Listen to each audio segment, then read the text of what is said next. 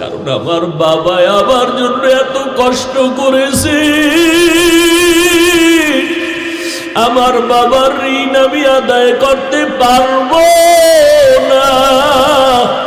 আল্লাহর বান্দা স্বপ্নে দেখতেছেন তৃতীয় জাহান্নামের দরজায় গিয়ে দেখে তৃতীয় কন্যা হাজির।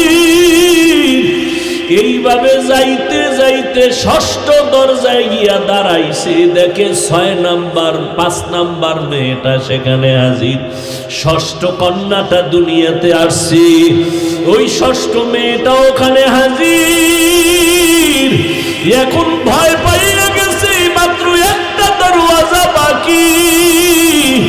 আমার 6টা কন্যার কারণে আমি 6টা জাহান্নামের দরজা থেকে মুক্তি পেয়ে গেলাম, এখন একটা দরজা বাকি।